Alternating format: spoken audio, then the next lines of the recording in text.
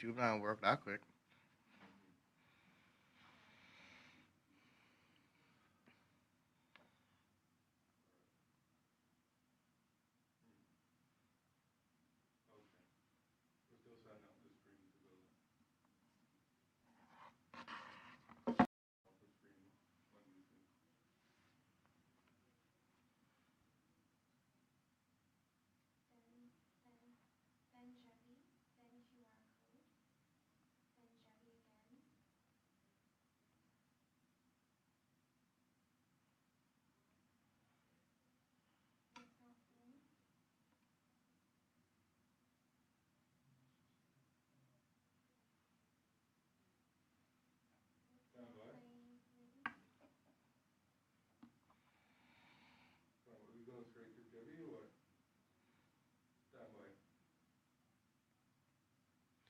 Good morning and welcome to the very first virtual broadcast version of the Healthcare Explorers STEM Day Camp. My name is Jevy Ebanks and I'll be your host for today. This is, like I said, the first time that we're doing it, and many persons are watching live via YouTube as well as the CIGTV YouTube channel and their YouTube channel. The STEM Day Camp is our annual Healthcare Explorers program, year opener, and this is the 7th annual STEM Day Camp. Now, many former camp attendees have continued to other Healthcare Explorer programs, and some are now in nursing school and medical school. So we want to know that you're here, so please download the Attend Me app, and there's gonna be a QR code that is going to appear on your screen. Please scan the QR code. Let us know you're here. We want you to be involved. Now, there is something else you're going to have to do. We want you to download the Kahoot app, as well as there is going to be a game a little bit later down in the show. And we want you to join it now. That way, you can be in to win some amazing prizes, a $100 gift card from iTunes for the first place winner, as well as $50 for the second place and $25 for the third place. So let us know that you're here. Join us with the QR code that you're going to see on your screen in the Attend Me app, and you'll even get a free ice cream just for logging in. We're going to make sure to send you an email with the details of how you get your free ice cream. Also, remember, download the Kahoot app. That way you can play the quiz. It's important to remember you must join the Kahoot app in order to play the game. Once the game has started, no one else would be able to enter the game. So if you're not already entered, then you will lose or not win. So we want to say a good morning and a welcome to all of you, and I want to bring greetings from the Minister of Education, the Honorable Juliana O'Connor Connolly, who is one of the sponsoring ministries for today's event. Also want to say good morning to all of the Health City staff here in the studio, as well as those working remotely to make this the event that we want. It's going to be fun. There's going to be games. There's also going to be a question and answer with doctors from Health City Cayman Islands. We have questions from Cayman Prep High School, Creek and Spot Bay Primary School, Cayman Academy, as well as John Gray, Red Bay, Triple C, Cayman Prep, and even some homeschool students. So we're gonna jump into things in a little bit. Has everyone, registered via the Attend Me app? If you haven't done so, please do so now. Now we want to introduce briefly the Healthcare Explorers program, which is the education arm of Health City Cayman Islands, and it's our island's sole advanced tertiary care hospital. But we'll soon learn shortly more about that in a little video. We have a short video that gives you a look at the program and what we have to offer to students throughout Cayman's primary and secondary schools. One quick note about the upcoming video: it was recorded in 2019, and since that time, we've offered even more free STEM education opportunities to local students, over 8,100 in total to date. So that's all coming up. It's going to be a great show. Now we're going to have a quick look at the Healthcare Explorers, our promise to the youth of the Cayman Islands. Enjoy.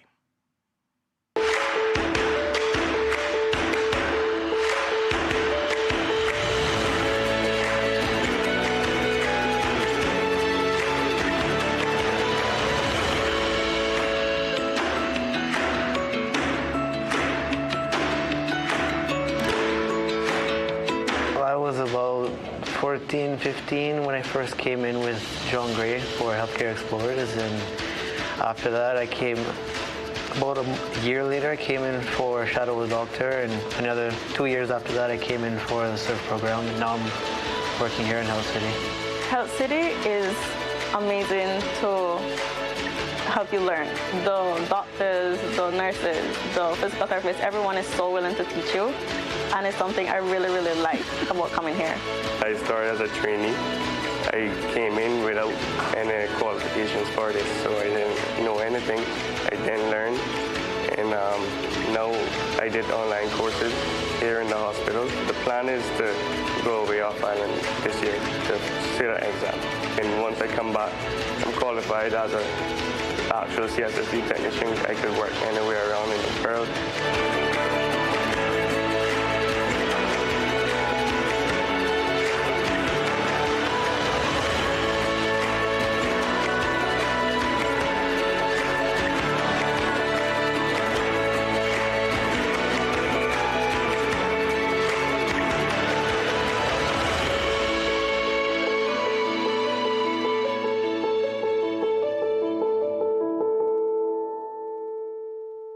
So that is just a brief introduction to the Healthcare Explorers option. You're going to be learning more about that as we continue. I want to remind you again, if you're watching, please make sure that you register using the Attend Me app. You download it on the Google Play as well as the Apple App Store, and you scan the QR code that you will see on your screen to ensure that you get in. Also remember to download the Kahoot app. There is a challenge coming up. You don't want to miss it. So now that we've learned about the Healthcare Explorers program, it's time to do a virtual tour of our hospital, Health City, Cayman Islands. Since we can't be there with you right now, since we're suppressing COVID-19 measures, please, we want you to enjoy as much as we were able to show you in this video.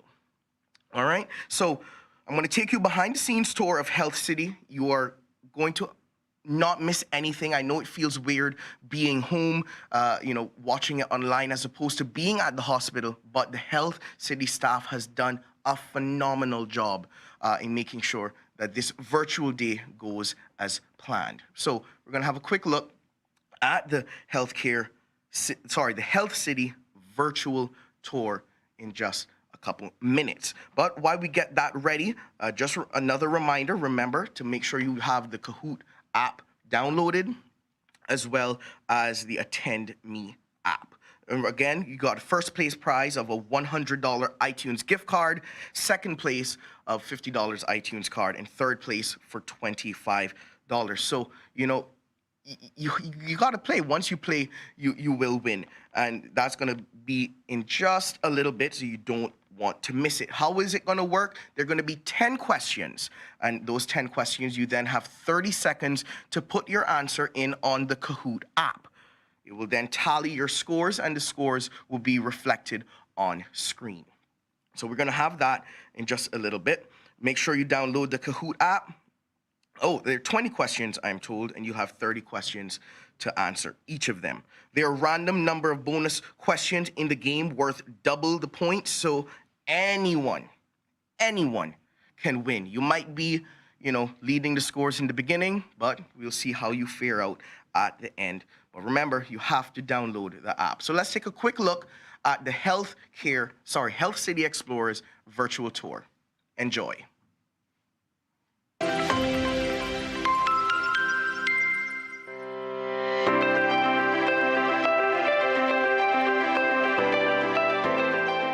Hi, I'm Jevi Ebanks, and welcome to Health City, Cayman Islands. Today, I'm going to take you on a video tour of the hospital. First, we'll start at the front of house.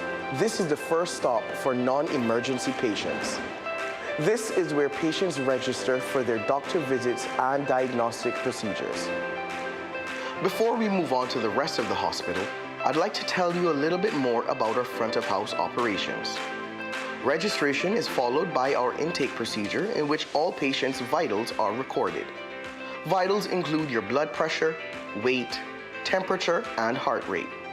From there, one of Health City's porters escort all patients to the area of the hospital that they need to go next, whether it's the outpatient department, the lab, or the radiology department. Also located in our front of house area are our appointments team, who answer patient calls and also make follow-up appointments. The insurance team, which checks patients' insurance coverage, and our billing department and our outpatient pharmacy. Now we're going to learn about the department that takes care of Health City's international patients. International Patient Care Representative Kayla Stewart will tell us a little bit about her job and the role of the International Patient Care team. My name is Kayla Stewart. I work in the international department. I'm a patient care coordinator. So before the patient arrives, we will have an initial consultation. They will speak to the doctor will accept the case. We will move forward in providing a code for the patient, and then we'll proceed with arranging everything for the patient, arrival appointments, whether it's transportation, accommodations, and so forth. We accommodate the patients and families, so we always try to make the patient and family members feel at home. I love the environment that we have created. I love my team members, and I also love the patients that we get on a day-to-day basis. Now that we've met the departments and staff that are on the front line, let's go behind the scenes. We're heading to the laboratory where blood and other samples are tested in order to help diagnose patients and inform the doctors at Health City in developing treatment plans. Here, we'll meet the director of the lab, Dr. Jyoti, and her team. So I'm Dr. Jyoti, pathologist and head of the lab services at Health City, Cayman Island. So here I'll be managing all the departments like biochemistry, hematology, clinical pathology, microbiology, and along with the blood bank services. Basically, my role here is testing the samples, and doing all quality controls and doing the proficiency testing. Basically, it will be coming from Dr. Jyoti, and all the decisions. Then we going to test the sample, and we are going to do the quality controls, and we are going to do the proficiency. And that is very critical thing in order to get a right report. So we will set everything according to the procedure and according to the standards. Just around the corner is another department vital to diagnostics, the radiology department. This area of diagnostics covers a wide range of technologies, from the tried and true X-ray to show broken bones and other issues, to the latest MRI and CT scanning technology. Dr. Sharath and his team will tell us more. Hello, I'm Dr. Sharath. I'm the head of the Department of Radiodiagnosis here at Health City. I oversee all the imaging services we do here at Health City, including the X-rays, the CT scans, the MRI, the ultrasounds, and nuclear medicine, which include radioactivity as well. So I'm also the radiation safety officer here, so that I make sure that all the investigations are done under standard radiation protocols and make sure that all the staff and the patients are safe from radiation hazards. The day starts right here in this CT console. We come and sit with the technicians. We go through the schedule for the day. We see what kind of patients we have and what are the investigations to be done. So for example, you take a cardiac CT or some special investigations. We need to know what's the creatinine, the blood investigations we need. We need sometimes if we take a cardiac CT, we need the heart rate to be come down to a normal level. So we give medications, make sure the heart rate is come to normal, and also make sure that the previous scans and everything is with us, so that we'll come to a very good diagnosis. So once it is done, we sit and talk with the technicians and give them like a roadmap for the rest of the day. So what are they plan to do and where each person has to go and do all these things. Because radiology not only involves in the CT and MRI, we also have surgeries going on in the operation theaters, like a knee replacement, knee fractures, and all those things. So we need radiology as there as well, where we use a C-arm. So the technician goes there, he helps the orthopedicians to give guidance for the X-ray guidance for the orthopedicians do the replacement and fractures and other surgeries. Also, we do a lot of scans as CT and MRI scans, where we give a roadmap for the orthopedician surgeon as well. So before he takes the patient for the surgery, so he'll be knowing what exactly is happening inside the body. So we do MRI, CT scans, X-rays, ultrasound, all kind of investigations, and whatever the orthopedician or other doctors request for, and we give it the best diagnosis so that there will be no surprises for him inside the operation theater. Now we're heading to the outpatient department, where Health City specialists meet with patients for consultations both pre and post-treatment. While here, we'll be speaking to two medical specialists about why they chose their area of specialty. First, we'll speak to Chief Orthopedic Surgeon, Dr. Alvin. Hi, I'm Dr. Alvin Almeida. I'm the Chief Orthopedic Surgeon at Health City. We have a small department of orthopedics here with the 4 orthopedic surgeons. I head this department, and I am a specialist in joint replacement surgeries and sports surgeries as well. So we do minimally invasive surgeries for hip and knee, and also for shoulders, and we do ligament reconstructions and rotator cuff repairs, and also with a background in orthopedics, we are largely involved in trauma care as well, broken bones, dislocated joints, and these are day-to-day work for us at Health City. My journey and love for orthopedics started developing with my orthopedic department back home, St. John's Medical College, where we had a very good mentor, Dr. Katie Thomas, and he actually taught me a lot of orthopedics, and I found that I had an interest, and concepts in orthopedics were kind of a little bit easier for me to understand because it's more mechanical, and it's all about carpentry and putting back and things together. So it kind of, I think we can be called the carpenters of the medical profession. So I developed a keen interest in it at that time. So by the time I finished my undergraduate studies, I was fairly confident that the specialty I wanted to train in further was going to be orthopedics. And now we're heading to the hospital's chemotherapy unit, where we meet a specialist of a very different area, medical oncologist, Dr. Vinita. Okay, hi, I'm Dr. Vinita Binoy. I'm the medical oncologist at Health City. So I'm the specialist who deals with cancer. Basically, I treat patients with cancer with chemotherapy, immunotherapy, and various other, infusions and stuff. So we're very happy that you're joining us as a SURF program student, because I also happen to be the faculty coordinator for the SURF program, and it gives me extreme delight to see young students interested in a medical career. Well, I've always wanted to be a doctor. Maybe, it's a cliche thing, but my family was full of doctors, starting from my grandfather, my father. So I was always interested in becoming a physician. And after I became that, I realized that oncology is a good field for me, because I really love interacting with patients and helping them, through trying periods of their life. And I think oncology, a cancer patient goes through one of the most terrifying periods of their life. And it gives me great satisfaction in comforting them, holding their hands through the journey and guiding them through the entire process, not just the patient, but also the entire families. It gives me a lot of satisfaction. Caring for persons who are seriously ill has become a large and complex part of healthcare. Now, we're going to the Health City Intensive Care Unit. The Health City Critical Care Unit requires a team of doctors in various specialties. Medical Director Dr. Dhruva will explain how it all works together to help those patients who are critically ill. Hello all, welcome to a virtual tour of the intensive care unit or the intensive treatment unit at Health City Cayman Island. I'm Dr. Dhruva Krishnan. I head the Department of Anesthesiology and Intensive Care at Health City. There are various terminologies based on what age group of patients you treat or based on what specialty of patients you treat in an intensive care unit. But no matter what terminology is used, intensive care unit is an area where patients with multiple illness or who are critically ill or who are recovering after a major surgery are given time or monitored, and they're recovered or given time till they recover, and then they're moved out of intensive care unit.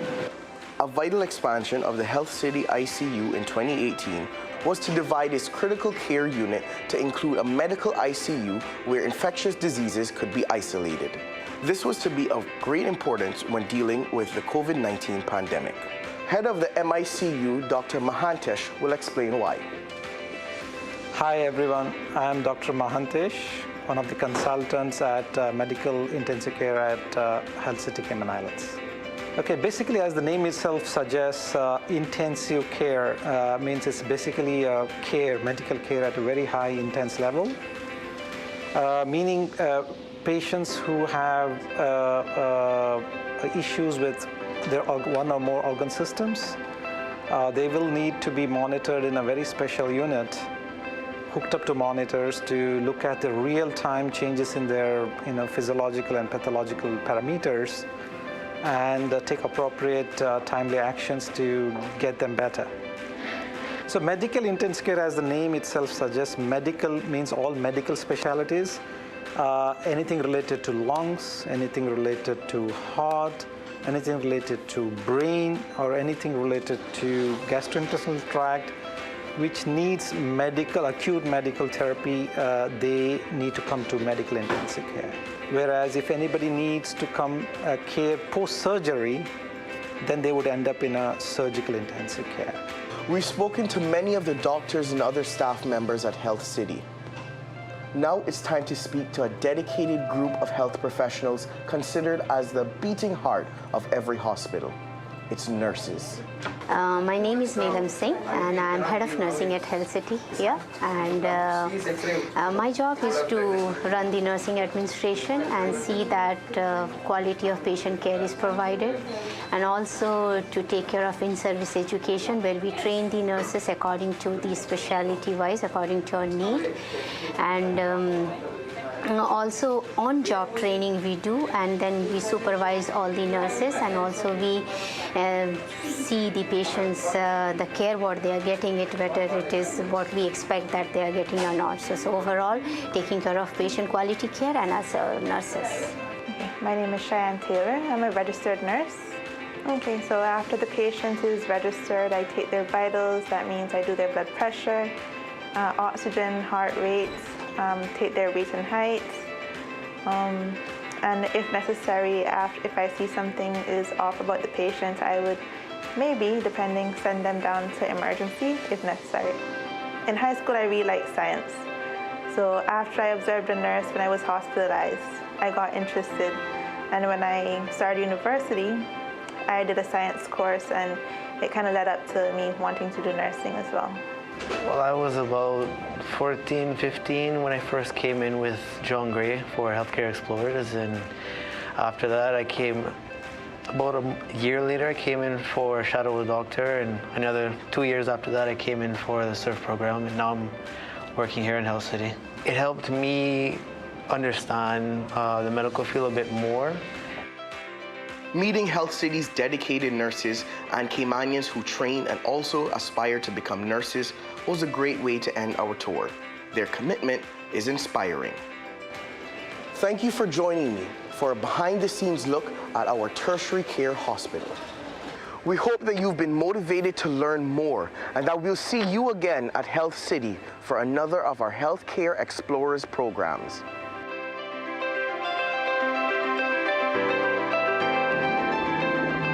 I hope you guys had fun learning more about Health City. We still got some videos for you coming up, but first we want to play a message from the Minister of Education, the Honorable Juliana O'Connor Connolly.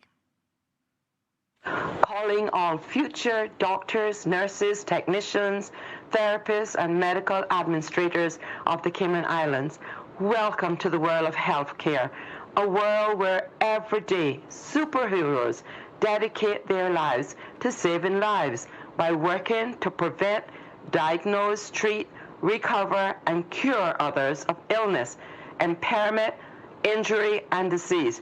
Are you ready to answer the call? Well, if you are ready, I want to personally encourage you as the Minister of Education to equip yourself with the best armor to fight the good fight. Yes, every superhero needs their armor. And to become a healthcare professional who is responsible for the lives of other human beings, you need an armor of a world-class education. I am happy to inform you that you are indeed in the right place.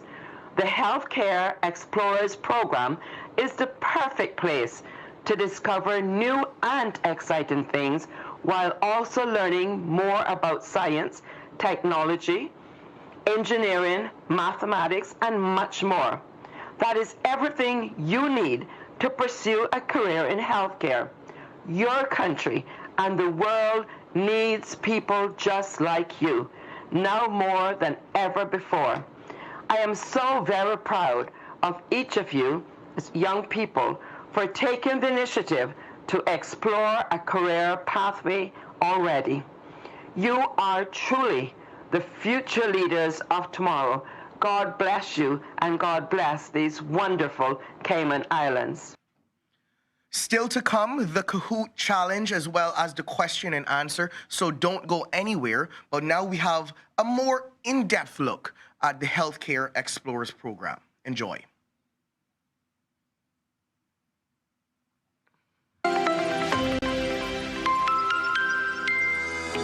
Founded in 2014 by Dr. Devi Shetty, Healthcare Explorers is the award-winning education arm of Health City Cayman Islands, which has provided more than 6,000 education opportunities to Cayman students. Healthcare Explorers has been a phenomenal addition to our science program here at Sir John A. Cumber Primary School.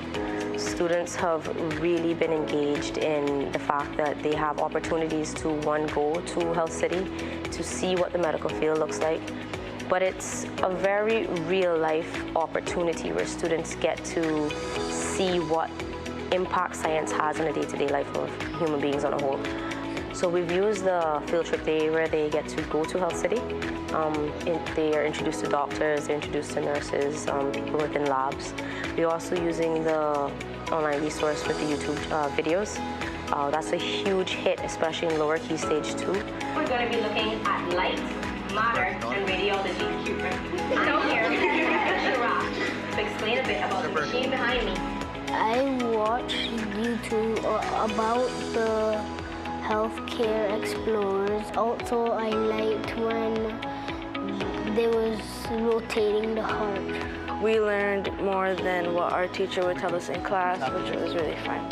For our science department, and Mr. Godfrey's been instrumental at linking up Mr. Bush at Health City and making sure that we've got great opportunities for our students.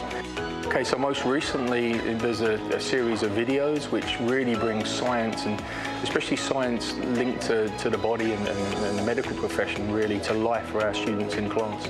And we've probably exposed about between 500 and 600 students in year 9, 10, 11 to those videos in class, and then they have opportunities to access themselves out of school as well, which is great. Well, I was about 14, 15 when I first came in with John Gray for Healthcare Explorers, and after that I came, about a year later, I came in for Shadow the Doctor, and another 2 years after that I came in for the SURF program, and now I'm working here in Health City. It helped me understand the medical field a bit more. I shadowed Dr. Savid in neurology, and I saw a lot of the surgeries that he did, a whole range of surgeries, spinal surgeries, brain surgeries, almost anything you can think of. It was an amazing experience. Working as a marketing intern at Health City has shaped my opinions and how I would like to be in the future. For example, I didn't know what marketing was about. Oh, SURF was amazing because I did so well on my paper. I was able to go to India the following summer. And when I was applying for my bachelor's, that was actually a very important process for me. I was able to talk about that in my interviews, and that experience, I can proudly say that no one else that was in my cohort had that experience. So for me, when I went to university, that really put me above the others, and that allowed me to stand out. And through SURF, I did a lot of research, which in my bachelor's, which is in public health, research is very important, and I already had like that great foundation through SURF, so that really allowed me to excel in those classes as well. My next step is becoming a nurse, and I'm currently going to enroll into UCCI in their nursing program. Health City is amazing to help you learn. The doctors, the nurses, the physical therapists, everyone is so willing to teach you, and it's something I really, really like about coming here. I'm studying the level 1 into HVAC technician course at UCCI, and after this first course, I'd like to further my education to do the level 2 and then the level 3. I started as a trainee.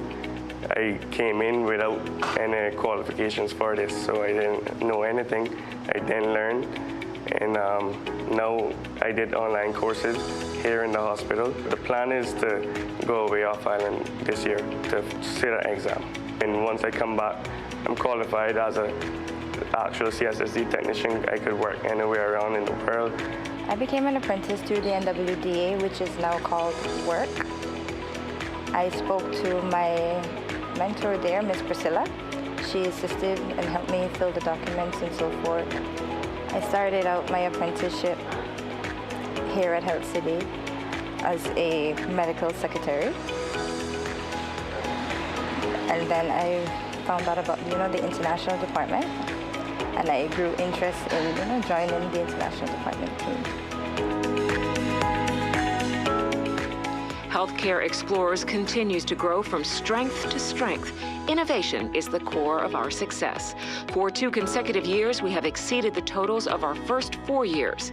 From 2018 to 2020, we have encountered 338% the number of students we did from 2014 to 2017. This is just the beginning, and the best is yet to come. Thank you very much.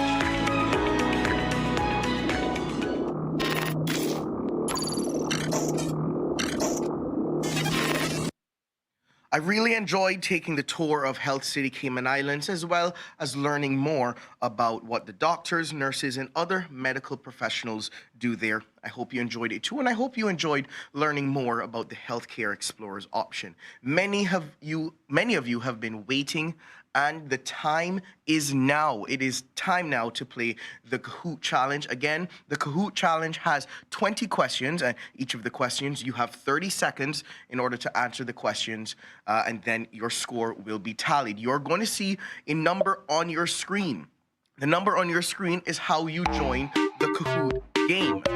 All right, you could probably hear the music there behind me. So the number is 862140. So if you have the Kahoot app, open it up, type in 862140. Remember, if you do not enter the game now at this stage, you cannot enter it once the game begins. So 20 questions, we're going to be testing your knowledge about things in the medical field. And you can win. For the first place is a $100 iTunes gift card. Second place is a $50 iTunes gift card. And third place is a $25 iTunes gift card. Are we ready? Are we ready to play? I'm looking around for help. I see we are up to 12 players, so we're going to give you a couple more minutes to get in. Let's see who we have. I see Witty Ostrich. I also see Nimble Pelican, Blue Stork, Bold Duck. These are excellent names. I thought I was going to at least see, a couple with their real name, but that's fine. We also have Rocky Pigeon and Dr. Panther. Thank you so much for joining. We're up to 23 players. We're going to give you a couple more seconds, 30 more seconds to get registered. After that 30 seconds, we're going to jump right into the game. Remember, it's 20 questions. It's all about medical or Health City. We'll see. And there's also going to be an opportunity for some bonus questions. So if you're leading in the score at the beginning, please don't take that as an indication that you're winning the game. All right? The faster you answer it also, the more points you will raise. So up to 24 players. Any last players who wants to join, now is the time. Proud Dingo, hi, I see you. Kind Griffin, Diplomat Kitten. What was that? Stellar. I can't pronounce that one. I'm sorry. Balance Sphinx, Kind Griffin. You're all there. 25 players, and we are ready to.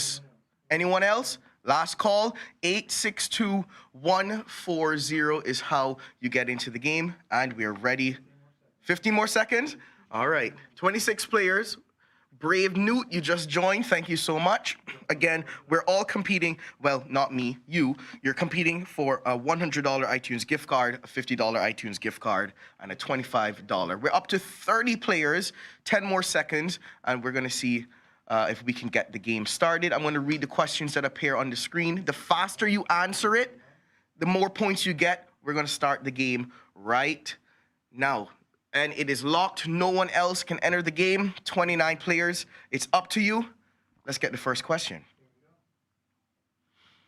So, know your bones and muscles. First question in Oh, the longest and strongest bone of the human body is it, I can't pronounce that, femur, tibia, fibula. I don't study medicine, but please pick the right answer. And we got 9 answers, 14 seconds left. The long bone in red, what is it called? You got 4 answers on the screen. Go right ahead and pick one. 16 answers, 4, 3, 2, 1, and 14 people got it right. Is that what it is? Yeah, 14 people got it right. 4 others clicked wrong answer. The answer is femur. All right, let's move on to the next question. Who has it? Oh, Kind Griffin, you are in the lead, followed by Bold Duck and Speedy Ostrich, Diplomat Kitten, and Stellar Echinda are runner-ups. So we're going to go on to the next question. And the question is, in the adult female, the bone is usually broader.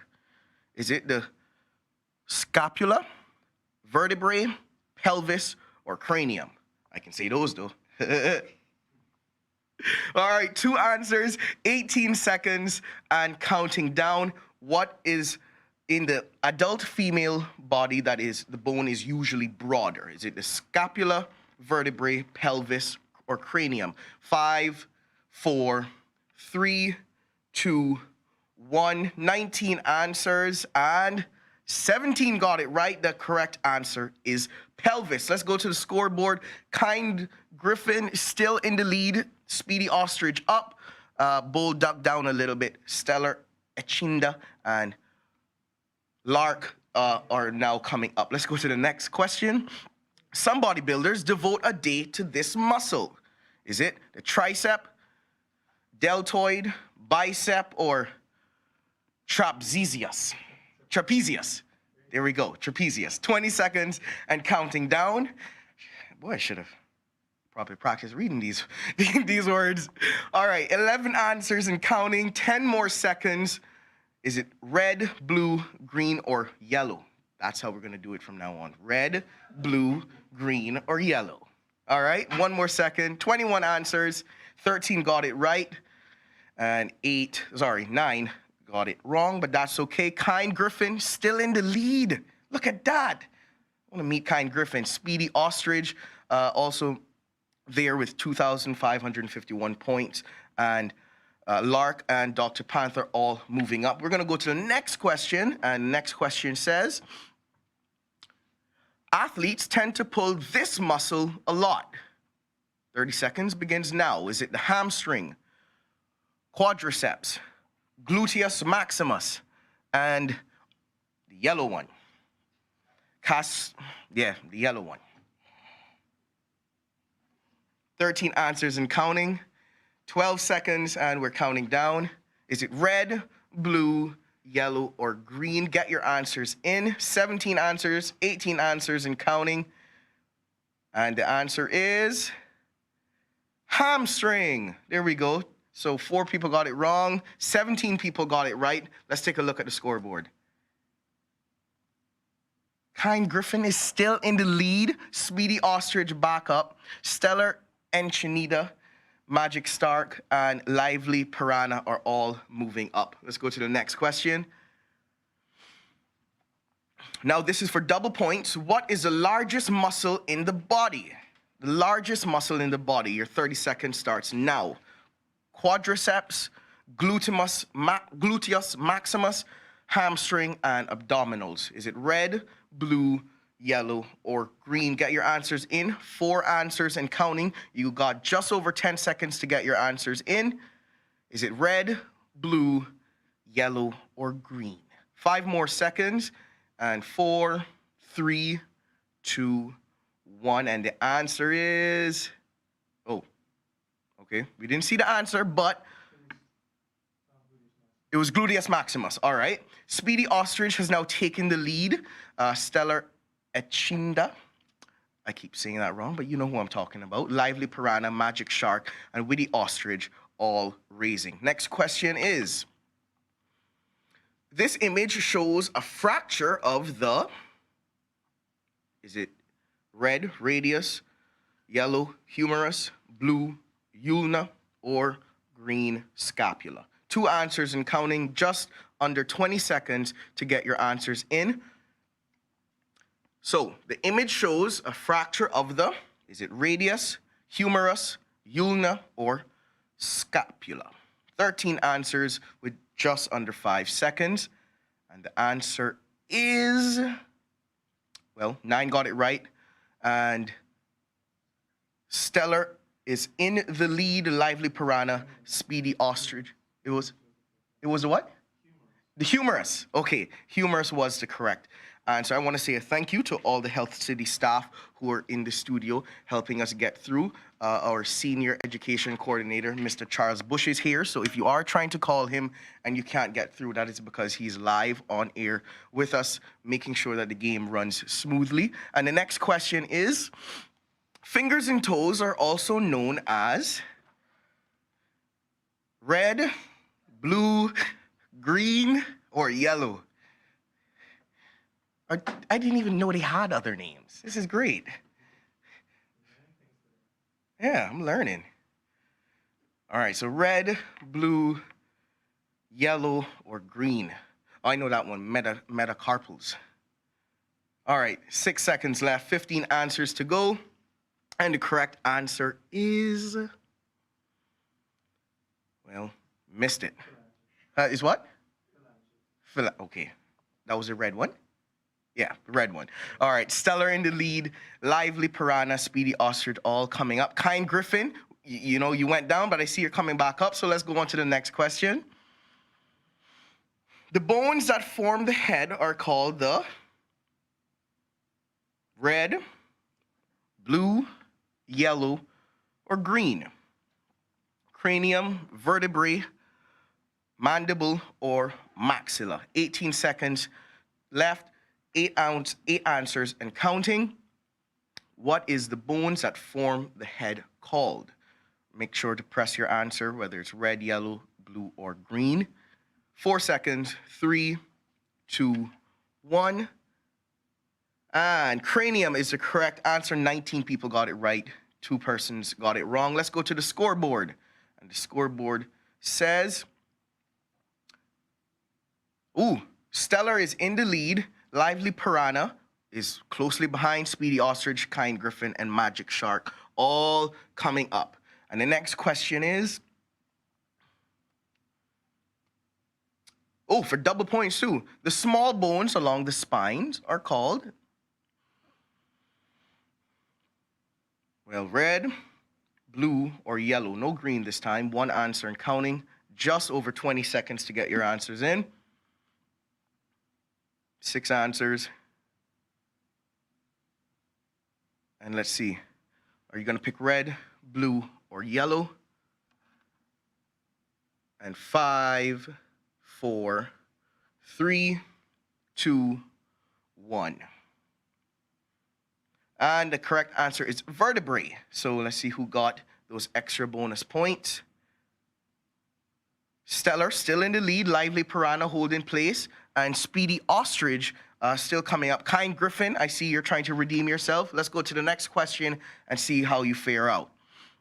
The bone is also known as the shine bone. This bone is also known as the shin bone, sorry.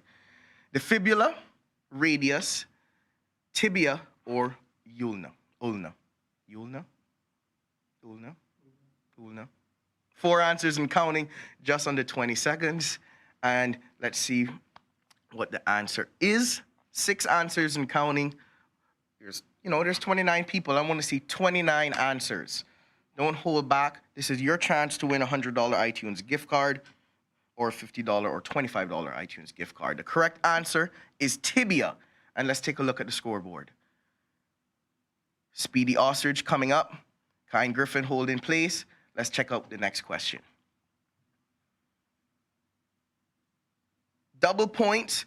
The long, thin, and parallel bone of the lower leg is it tibia, fibula, femur, or carpals? Just over 20 seconds, and answers are now beginning to come in. Is it tibia, femur, fibula, or carpals? 10 more seconds, to get your answers in. 8 answers and counting. Now 9.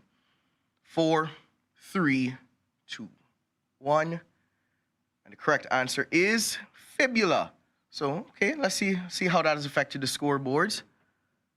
Kind Griffin in number 2, going to be number 1. We'll see. Speedy Ostrich is number 1. Stellar in 3rd. Lively Piranha and others are following. The muscle's main job is the extension of the elbow joint. Is it bicep, deltoid, tricep, or trapezius?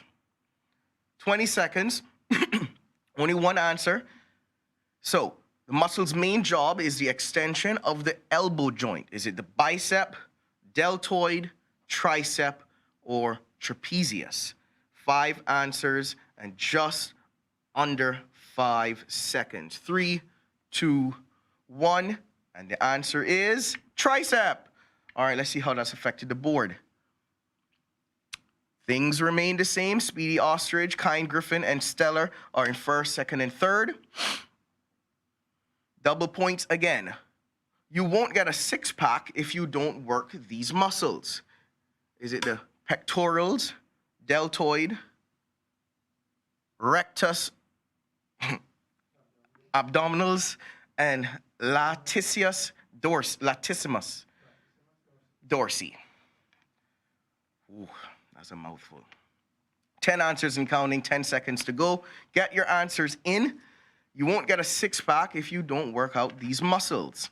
3, 2, 1. And okay, there we go. Kind Griffin back in number 1. There we go. Stellar in 2nd. Speedy Ostrich in 3rd.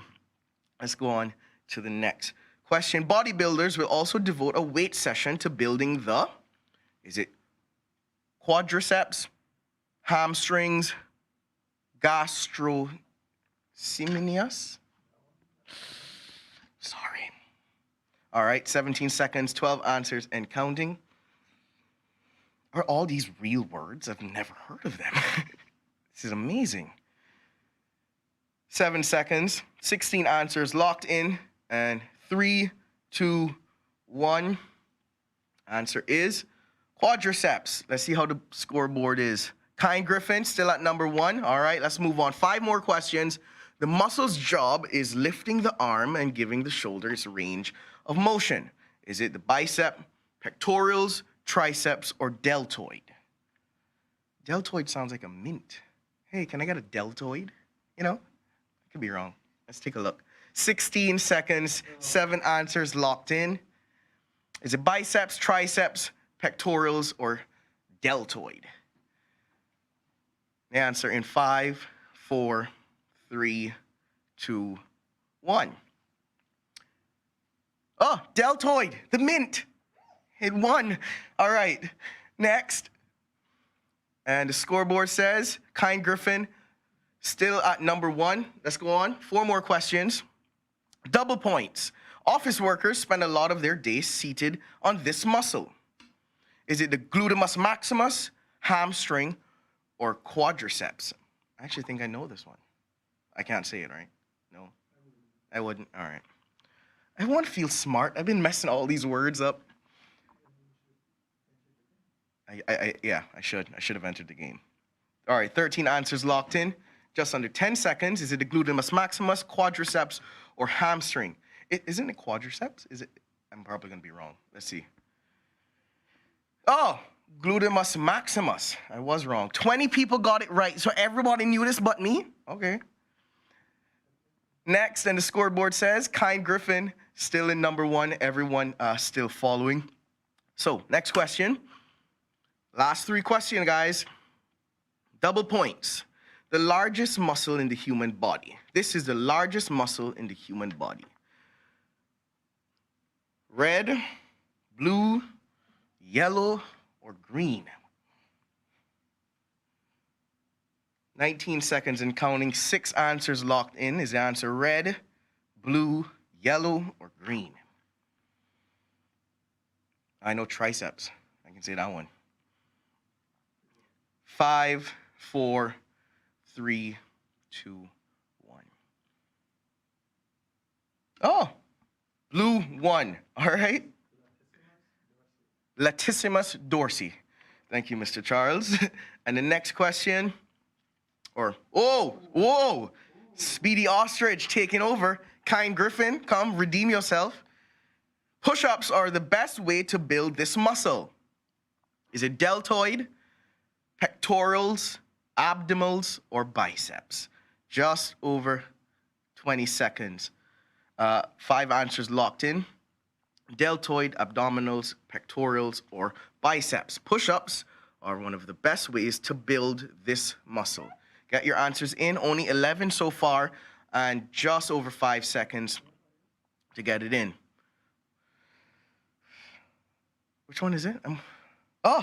Pectorals. Glad I didn't say my answer. All right, next question. Final 2 questions, I think it is. Kind Griffin telling Speedy Ostrich not today. Here we go. Question 19. We can use this muscle to make a gesture parents hate. What's that? Latissimus dorsi, trapezius, or deltoid. But what's the gesture that parents hate? Parent? Oh, this. Oh, yeah, they want you to use your words. All right, just over 10 seconds, 11 answers locked in. Red, blue, or yellow? This is a bonus point question. Let's see how everyone fares out. 3, 2, 1. And the answer is trapezius. 14 people got it right. Let's head to the scoreboard. Kind Griffin locking it in. Speedy Ostrich at second. Last question. Let's see what we're doing. Let's see what we're working with. Here we go. The bone in our forearm are called the tibula and fibula, radius and ulna, scapula, and clavicle. Just over 20 seconds, 3 answers. This is the final question. We're competing for a $100 iTunes gift card, as well as a $50 iTunes gift card and a $25 iTunes gift card. 10 seconds. Here we go. Let's do the countdown. You ready? 5, 4, 3, 2, 1. And radius and ulna. All right. And the final scoreboard says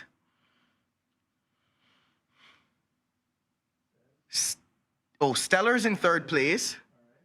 Speedy Ostrich in second. And Kind Griffin. Oh my gosh. Kind Griffin had a fight, went down to the bottom, came back up. Congratulations, Kind Griffin, Speedy Ostrich, and Stellar. Kind Griffin, you got a $100 gift card. Mr. Charles will make sure you get it. Speedy Ostrich, you got a $50, and Stellar, you got a $25 gift card. That was nice. Oh, man. All right. So that's the announcement of the winners. We're going to have a quick introduction of Mika. Mika is a former Healthcare Explorer student, and she's going to be leading a question and answer session via Zoom with some doctors from Health City, Cayman Islands. So she's going to come up in just a little bit. They've got questions from Cayman Prep High School, Creek and Spot Bay Primary, Clifton Hunter, Cayman Academy, as well as other schools. So let's welcome Mika. Good afternoon, everybody. We have 10 questions today, so let's get started.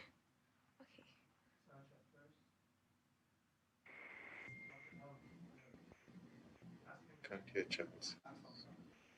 Miss Dr. Alvin, can you hear us?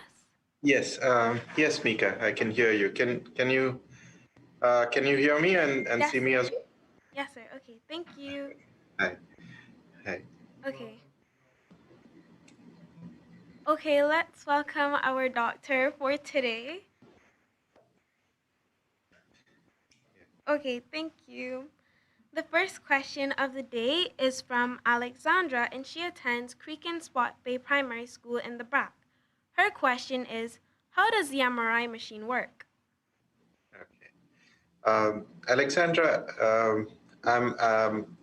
I'm not a radiologist per se, but I'll try my best to give you the best answer possible for this question.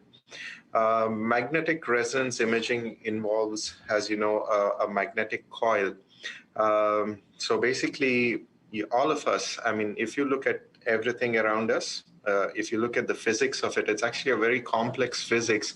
But to simplify it, you know electromagnetic radiation, right? You study about electromagnetic radiation in school. Now, electromagnetic radiation has a wide spectrum, right from radio waves or microwaves to X-rays and ionizing radiation, which also includes the visible spectrum of light, right? So what happens is, you're using a really powerful magnet. The helium is super cooled in it to minus 400 degrees centigrade, and it's liquid nitrogen and hydrogen. With the helium forms a permanent magnet, which is really powerful. And when you put a human body in it or anything in it, it charges and reorganizes the orientation of the simplest protons, the hydrogen atom.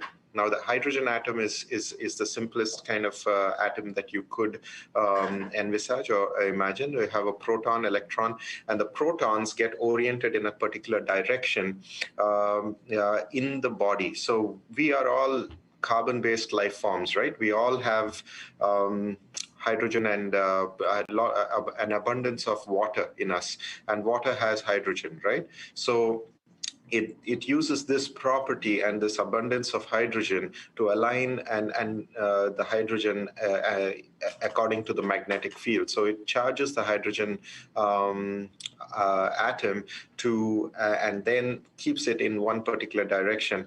So when it gets polarized, you can then pick up the orientation of those atoms from with a radio frequency coil, and then you're able to see which in different tissues the atoms will align in different directions. Okay, and based on which thing it's based on which direction it is aligned in, you will be able to pick up it will show different shades of gray on a picture.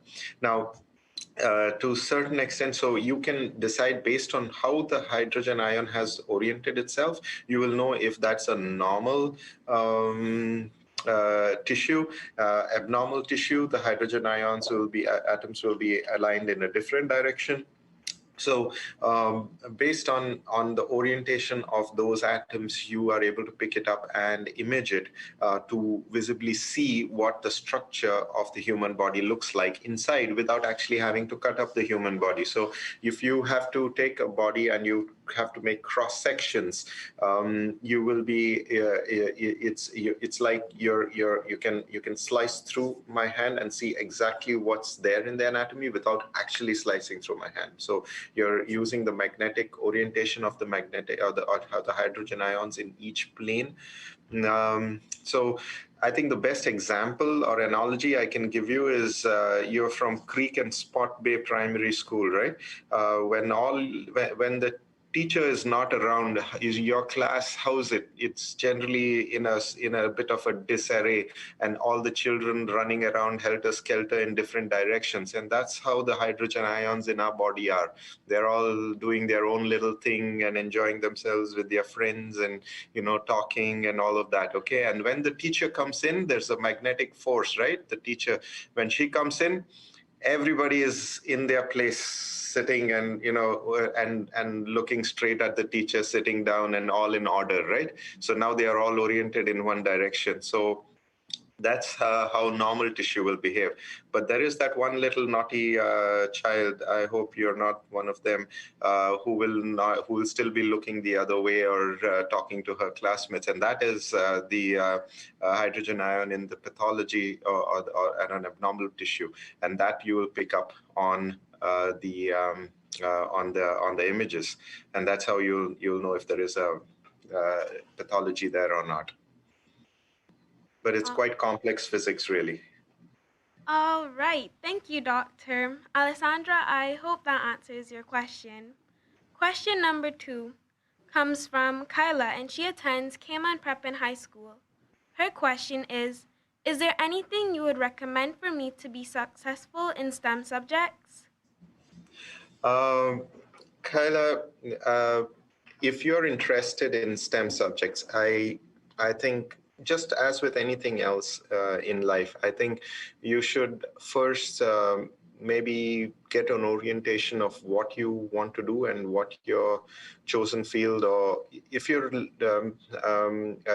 looks like, So like, for example, if you want to be a doctor and you actually come and see how a doctor functions in a hospital, it will give you a fairly good idea of what you are learning in the classroom, even if it's simple physics and mathematics. Like I was learning about hydrogen ions in school. I was wondering, why do I need to learn these things? Well, how will I ever use them? But when you know how the MRI machine works and you know how the human body behaves and how the physics of all these things interferes with the biology, you get a better understanding of the whole thing. So it's important for you to, I would say, look at when I was studying physics, chemistry, biology, engineering, mathematics, I was wondering where am I actually ever going to use these formulas and other things. But you never know, in life, when you go in future and you start doing something very meaningful and some kind of research, and then you realize that those very basic fundamentals that you gained at school help you a long way. So to be successful in STEM subjects, I feel you need, the number one thing you need is curiosity. Remember, curiosity never killed the cat when it comes to science. So it, in fact, is the reason why we are so successful, why we humans are even thinking of exploring the solar system and leaving Earth and going to Mars and all that. And that is possible only because some curious guys decided to build a rocket and did all the things. You use complex mathematics, complex knowledge of chemistry to actually get propulsion and to have rockets that could fly up into the sky, right? So it's important for you to kind of, maybe if there is a particular field that you're interested in, go and look at videos in that particular field. Say, suppose, example, if you're interested in orthopedic surgery, I'm an orthopedic surgeon, so I'll tell you, if you're interested in orthopedic surgery, go and look out for videos on orthopedics, look out for videos on musculoskeletal system. Maybe there are plenty of surgical videos which you could see and decide if that is something that could suit you as as a field in the future. But when you look at the advances and what is actually happening and what they are doing, you will understand that, okay, that is where I want to be. Once you have set your goal and say, okay, that's where I want to be, you will be able to then meaningfully study your subjects, and that would go a long way in making sure that it's not just that you excel in your school or your grades, but that you develop a deep understanding of those subjects. I think that's very important.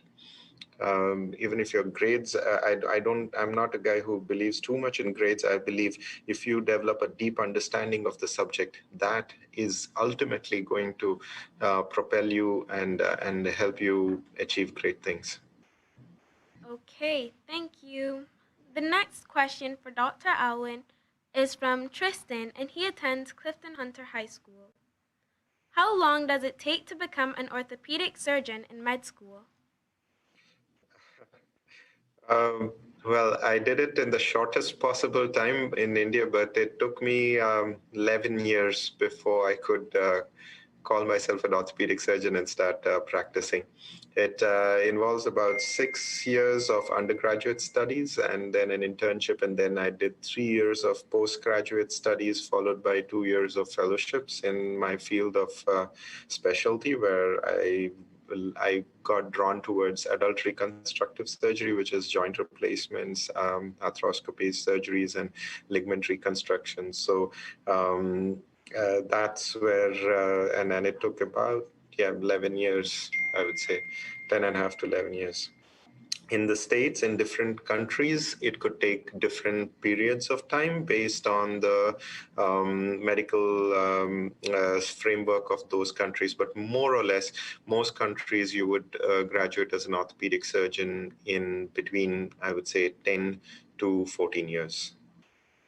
All right. Thank you, Doctor. 11 years. Wow. Yeah, that's a long time, but it's a gradual process and it's an enjoyable process. Yes, sir. Thank you. Question number 4 is from Javier. He attends Cayman Academy and he asks, how do you become a radiologist?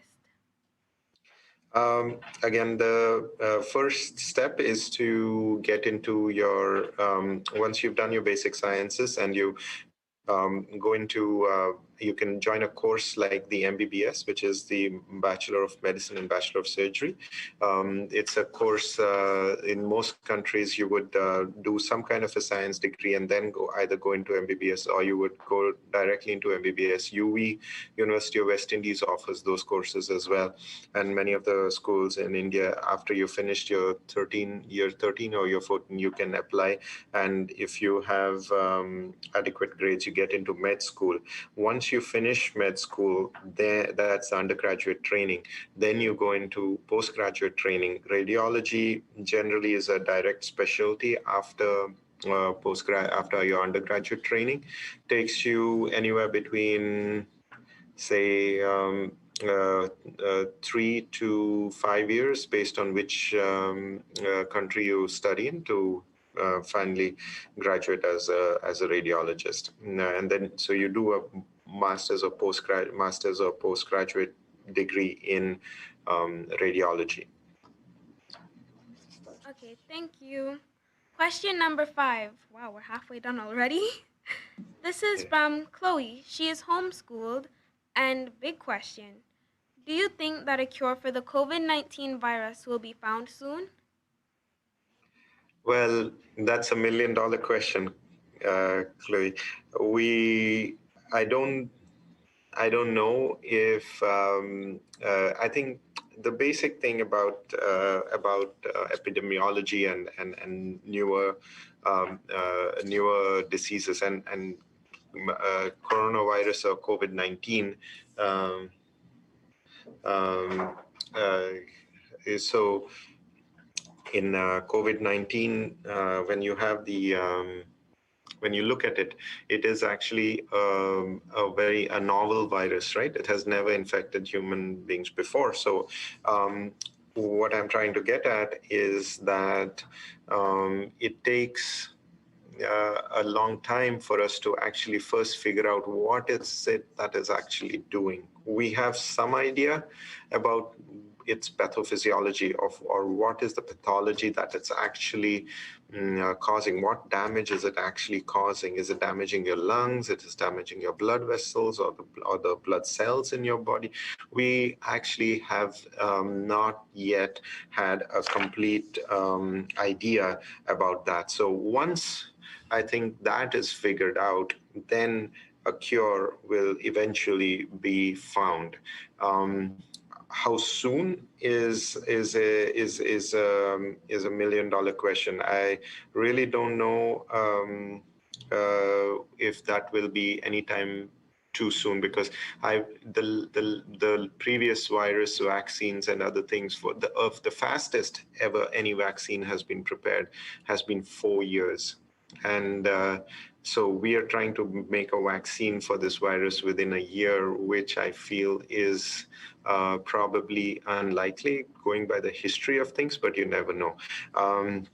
I think the cure for this virus, I'm sure they'll find a vaccine pretty soon, but I'm not too sure if or whether we will actually find. So the cure as such, we haven't found any magic drug which will just cure this virus, but we know what it does, and we have, by seeing how it has affected people, we have been able to figure out that there are certain things that you could do to help improve the course of this disease and not let it get worse.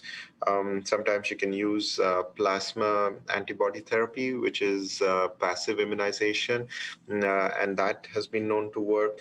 Ventilator settings are pretty well known. So those things, that in that sense, we have a bit of a cure for this, but we cannot really predict which person who's going to get severely affected by it and who will not. So at this time, it's best to stay safe and try and avoid getting the virus if possible. All right, $1 million answer for $1 million question. Number 6 is from Johan, and he attends St. Ignatius Catholic High School. What is the most difficult medical procedure that you have completed? Okay, well, I'm an orthopedic surgeon, so I will explain about. There was a complex, one of the most complex surgeries known to be performed is arthroscopic surgeries. Involves a lot of hand-eye coordination. So if you are interested in video games, this is probably the field for you. Essentially, what I'm doing is I'm looking at a screen and I'm actually maneuvering through the body or through the joint to actually get to a particular ligament and try and reconstruct it or change things. But I'm actually, when my hands are here in one direction, but I'm actually looking at the screen at another and operating. So it requires a lot of hand-eye coordination, a lot of psychosomatic skill and feedback. And that is not everybody can really do it easily. So I've had people, we've had doctors who are brilliant, otherwise excellent when it comes to their knowledge in the subject, where you give them an arthroscope and they will not be able to maneuver. It's a little bit of a psychosomatic skill that I think some people they have, some can acquire it, but it requires years and years of practice. But now arthroscopy has become mainstay in most of our treatments. So the most difficult one I have done, and the most exciting as well, was the arthroscopic Latarjet procedure that I did about 3 or 4 years ago here in Health City, and it was a very interesting case of a rugby player who had a very bad dislocation of his shoulder. He used to dislocate his shoulder even in his sleep, and it was very unstable. So the shoulder is a ball and a socket joint, right? The ball is really huge and the socket's really tiny, so it can easily dislocate. So 90% of the human body's dislocations happen in the shoulder. So so he had a condition where his shoulder would dislocate very easily, and he had developed a huge amount of defect and loss of bone in some of his in the joint because of the recurrent dislocations. So we had to do a reconstruction, a complex reconstruction called an arthroscopic Latarjet procedure, and we do it arthroscopically. There are important blood vessels, nerves all around the joint. You have to be very careful, and it's touted to be the most difficult surgery in orthopedics, and we did that about a few years ago here. Okay, question number 7 comes from Peyton, and she attends John Gray High School.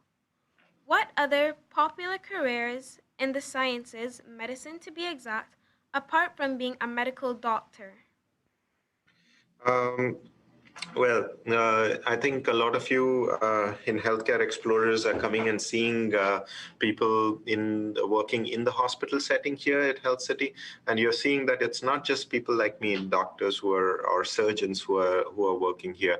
We have biomedical engineers, we have scrub nurses, we have technicians like joint replacement technicians that I have who help me with robotic surgeries that I do. I do robotic knee replacements instruments and the robotics part of it, which is the jigs and the robot itself, is being serviced and taken care of by my technician.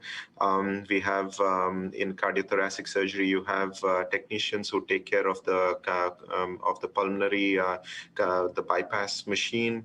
So you have different, and in cath lab, you have the cath lab technicians who help the doctor with major complex procedures. So you have a whole set of orchestra of people who, right from the lab technicians to the doctors who are making this whole thing possible. So,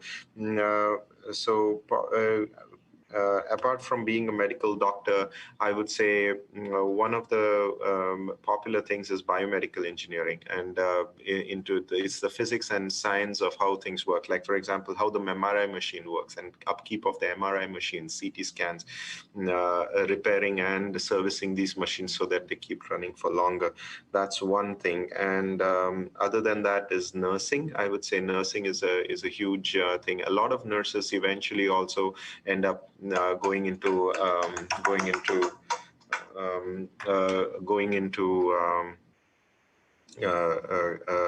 management, administration, and are involved in the administration of the day-to-day workings of a hospital. Okay, number 8 is from Jeline, and she attends Red Bay Primary School. What are different types of pediatricians at Health City Cayman Islands? Okay. There are at present, I would say there are 2 pediatricians at Health City. One is Dr. Shripath. He's a pediatric cardiologist, interventional cardiologist. So he does cardiac procedures, which are like minimally invasive procedures, but in children. And then there is Dr. Deepa. She's a pediatric endocrinologist who takes care of hormonal issues in children. So these are the 2 pediatric specialties that we have in Health City. Okay, our second to last question of the day, number 9, comes from Iona. She's from Triple C School, and her question is, what is the most unusual and satisfying case you've ever dealt with? Okay, the most unusual I would say is I do a lot of revision surgeries, revision hips and revision knees. That these can be pretty complex at times. So I had this gentleman from Belize who had a hip replacement already about a few years ago, and he had rheumatoid arthritis. The poor gentleman couldn't walk very well even after his replacement. He had replaced both his hips, but one hip started giving him some trouble. And then we realized that he started having loosening. And then the implant, actually, his bone he had bone loss in the hip, and which resulted in the prosthesis going into his pelvis. So he had a very bad protrusio where the prosthetic joint of the hip was lying inside his pelvis rather than outside where it's supposed to articulate. So I had to go back in, fish it out from his pelvis, and then reconstruct the bone, reconstruct the entire knee joint, from the knee upwards. I had to reconstruct the entire hip and then do reconstruct the pelvis as well. To finally did. It was a 13.5-hour surgery. It's the day Trump got elected. But and so it was a very tough one. But at the end of the day, it was very satisfying, very, very good result. The gentleman, he's a radio jockey from Belize, and he still to this day sends me greetings for having helped him with that problem. Okay, thank you, Doctor. And coming in at number 10, our final question for today comes from James. Ooh, another beautiful question. He attends Cayman Prep, and he asks, how will robots be used to perform surgery in the future? Okay. James, you touched upon my most favorite subject. Okay, I'm one of the few surgeons who uses robotics to actually do my surgeries in the Caribbean. So what I do is I do my knee replacement surgeries using a robot called the Stryker Nav3 robot.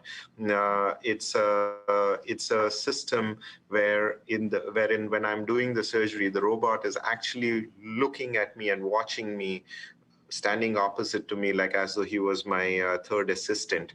And then I need to kind of give the robot coordinates, and then I put trackers on the leg into the bones, and the trackers are infrared tracker which can be picked up by the sensors on the robot. So he has got eyes. So my robotic machine looks a little like an ET with little eyes at the top, and he is looking at what I'm doing now when I'm doing the surgery, and then he picks up the simple the minute details of the patient's anatomy. I feed all the coordinates into him, and then once I do that, then it's a joyride. He gives me he creates a model of the patient's knee in his system, and he shows it to me, and he says, okay, am I going right? Am I going left? Am I going straight? What am I doing? Am I correcting the mechanical axis? If I'm correcting it, by how many degrees and by how many millimeters? So it's very, very accurate and gives me a real-time feedback about exactly what I'm going to do. So that's how robotics are being used right now in this one. And it's not something about in the future, it's happening here in Cayman and at Health City. And I've been doing it for the last 4 years, actually. So in the Caribbean, I think outside of Puerto Rico, we are the only other center doing robotic knee replacements. And the advances that we are seeing in this robotic, I think eventually robotic knee replacements will become a norm rather than a novelty. At this time, there are very few people doing it, but my hope is that I want to start a fellowship program where I'll have other surgeons from the Caribbean coming here to train to do this surgery so that they can start using it in their respective islands eventually. But what happens is with the future of robotics, though, is into something called haptics, and that's happening is the next big thing that's happening. So we have something called the Navio robot, and Stryker has gone into something called the Mako robotic arm. So it not only does the robot is visualizing and telling me things, but the Mako robotic arm actually gives me like I can hold the robotic arm and it wraps around my hand, and then I can use that, and it'll guide me through the cuts. So what happens is we'll do a surgical plan, and I'll say that this is the amount of bone I want removed, this is the amount of ligament I want released, and when I take the robot and go, it will not go beyond my marked areas. If I mark that this is the amount we remove, the moment my saw or my haptic blade goes across that thing, it just stops. So that's the new advancement. In orthopedics, I don't think robots will ever replace the surgeon. It'll always be surgeon guided. But in other fields like the Da Vinci robot, or if you've heard of the general surgery and some of the other areas where it's used, and urology, it could also, it has advanced to an extent where the surgeon is sitting in another room and is actually using stuff, and the surgery is being done by the robot itself in the other room. So the surgeon is actually not in the room, and he is outside somewhere. So that's something for the future. Okay. I just want to say a colossal thank you to Dr. Alwyn for answering all your wonderful questions. Back to you, Debbie. Thank you much, Mika and Dr. Alwyn, and also to the students who sent in their questions. Really great question and answer segment. If you heard your question, you will be getting a $10 gift certificate to Books and Books. We've also gotten reports that persons had problems scanning in with the Attend Me app. If you were having a problem, please send an email to the Senior Education Coordinator, Mr. Charles Bush, charles.bush@healthcity.ky. Right. So just let us know that you were watching and that you had a little problems getting in, and he will sort you out. So thank you so much again, Dr. Alwyn. We are now at the end of our program today. We hope that you enjoyed it and that it sparked more interest in you in the medical field, and we hope that it will inspire you to learn more. Since today's events officially started out the Healthcare Explorers academic year, we will be moving the new school term with Cayman students later in the month. So to learn more about the Healthcare Explorers program and the various courses that we offer, please check out either Facebook or Instagram. Thank you so much to the parents and campers who signed in today. And we'd also like to say a thank you to our co-sponsors, the Ministry of Education, Youth, Sports, Agriculture and Lands, as well as Government Information Services. Thank you to Eats Cafe on Grand Cayman and Star Island on Cayman Brac for serving meals to our registered campers. Please enjoy the remaining days of summer, and we're wishing all the students a happy return to school and a positive academic year. Guys, have fun, be safe, and don't be crazy. Bye.